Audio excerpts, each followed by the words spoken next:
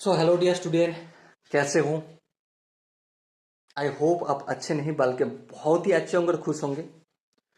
सो dear student, आपके screen के ऊपर 16 दाग नंबर 16 एक सवाल दिखाई दे रहा है ना। उस सवाल को एक बार ध्यानपूर्वक पढ़ लेते हैं, उसके बाद ही इस सोल्यूशन को मैं और आप दोनों मिलके करेंगे। ओके, तो चलो सवाल में क्या ऐसा बात है जो हमें समझना है वो एक बार ध्यानपूर्वक पढ़ लेते हैं। A company with 10,000 share of nominal value of rupees 100 declare an annual dividend of 8%। मतलब एक कंपनी, जिस कंपनी का शेयर है 10,000, कंपनी का कुल शेयर है 10,000। कितना शेयर है? कंपनी का कुल शेयर है 10,000 और हर एक शेयर का नॉमिनल वैल्यू यानी कि फेस वैल्यू कितने का है? 100 रुपए का। कितने का? 100 रुपए का। कितने का? 100 रुपए का। तो उस कंपनी ने डिविडेंड डिक्लेयर किया और डिविडेंड कितने का देगा? 8% का। कितने का देगा? 8% का। ओके, तो सवाल में क्या बताया गया है वो एक बार देख लेते। Calculate the total amount of dividend paid by the company. Company को कितना अमाउंट डिविडेंड के रूप में देना होगा? कंपनी को कितने अमाउंट डिविडेंड के रूप में देना होगा? कंपनी को कितने अमाउंट पे करना होगा डिविडेंड के रूप में? क्लियर? दूसरा सवाल पढ़ लेते हैं। Ramesh bought 90 share. Ramesh bought 90 share. Ramesh bought 90 share. Ramesh bought 90 share मतलब रमेश ने 90 शेयर खरीदा ऑफ द कंपनी, कंपनी का, at 150 per share. Eight 150 per share. Eight 150 per share मतलब हर एक शेयर का मार्केट वैल्यू तब था 150 रुपया। Clear? I hope you understand better.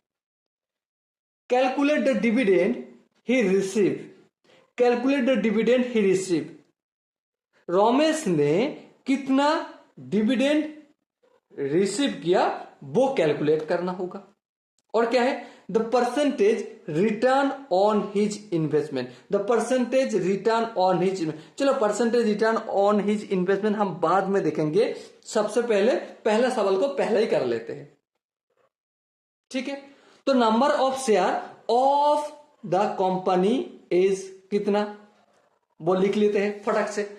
The number of share, the number of share of the company, company is कितना? 10,000।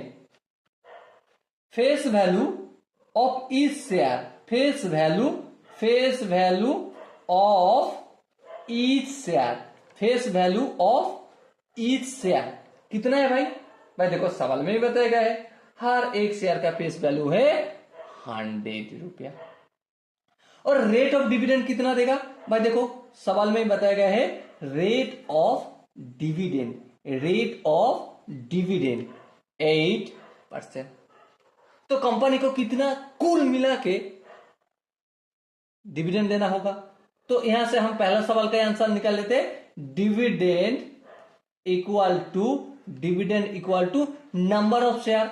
Number of share कितना है? 10,000 into each value, face value of each share कितना है? 100 और rate of dividend कितना है? 8%।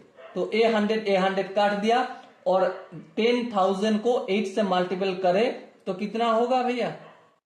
8 1 जा 8, 1 2 3 4, 1 2 3 4 तो कितना हो गया? 1 और 10 और 7 और 1000 औजूद 80,000 रुपया कंपनी को डिविडेंड के रूप में देना होगा।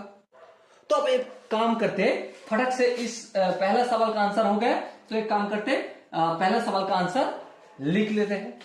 The total amount, the total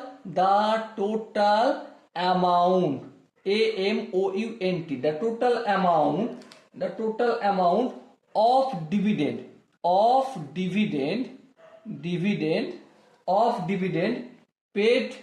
paid by company is 18,000 रुपया। बताओ यहां पे कोई ऐसा जगह आपको लगा कि आपको समझ में नहीं आया? I hope you understand better than me. चले आप थोड़ा सा आगे बढ़ते, दूसरा सवाल को और ध्यान देते। दूसरा सवाल में क्या बताया गया है एक बार देख लो। Ramesh bought 90 share of the company. तो दूसरा सवाल में पहले ही बताया गया है कि Ramesh bought RAMESH Ramesh bought कितना 90 शेयर। कितना 90 शेयर। रमेश ने 90 शेयर खरीदा। Market then market value of each share. Market value of each share कितना भाई 150 रुपया का था मार्केट वैल्यू था। तो total investment of Ramesh, total investment INVESTMENT total investment equal to भाई एक शेयर खरीदा 150 में तो 90 शेयर, तो मल्टीपल कर दो फटक से। तो कितना होगा भाई खुद से कैलकुलेट करो, मुझसे तो नहीं होगा। 9 15 135 और यहाँ पे 0 तक कर दिया। 13,500 रुपया इन्वेस्ट करना होगा। ठीक है, अब आगे चल। रमेश को डिविडेंड के रूप में कितना मिलेगा? डिविडेंड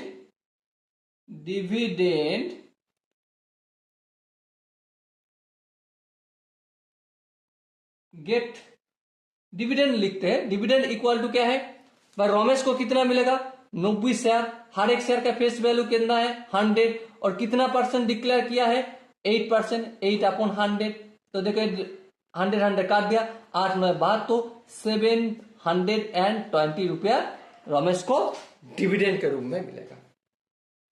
अब दूसरा सवाल का ही सेकेंड पार्ट जो था क्या था? The percentage return on his investment. The percentage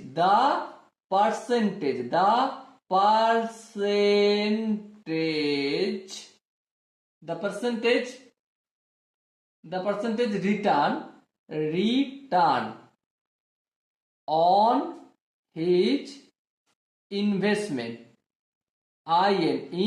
investment भाई खुद से एक बार स्पेलिंग को ठीक कर लीजिएगा। ठीक है, the percentage return on investment. देखो अब तुलना किया जा रहा है। हाँ, तुलना किसके साथ किसके किया जा रहा है भाई? देखो रिटर्न कितना मिला 7,200 रुपए। इसको नॉमिनेटर में लिखना होगा और डिनोमिनेटर में किसको लिखना होगा? जितने का इन्वेस्टमेंट किया तो 13,500 का। इसको अगर परसेंटेज में कैलकुलेट करें तो 100 से मल्टीप्लाई करना होता है। आई होप आप सबको पता है, बोलने का मुझे जरूरत है नहीं। ए वाला 0 और ए वाला 0 काट दिया, ए वाला 0 और ए वाला 0 काट दिया। अब देखो खुद से बात तो इसे कैसे काटो भाई? देखो जल्दी देखो। 9 से काट जाएगा। हाँ, 8 9 72 और यहाँ पे 9 1 कम 9 9 10 11 12 13 4 5 9 45। हाँ ठीक हो गया, 15 आ गए। ठीक है, अरे मुझे लगता है तो गलत किया होगा। 155 और काट रहा है किन से? 9 से। 9 1 कम 9 9 10 11 12 13 4 5 5 9। अब देखो 5 9 45 तो मतलब 15। ठीक है, अब एक छोटा सा काम करो। 5 से काटो 3 आ जाएगा, 5 से काटो 2 आ जाएगा। तो कितना होगा? 8 दुगुनी 16/3%। 16/3 मतलब सिंपल से बात है 3 5 15 पुन्नो 1/3% उनको कैसे मिलेगा?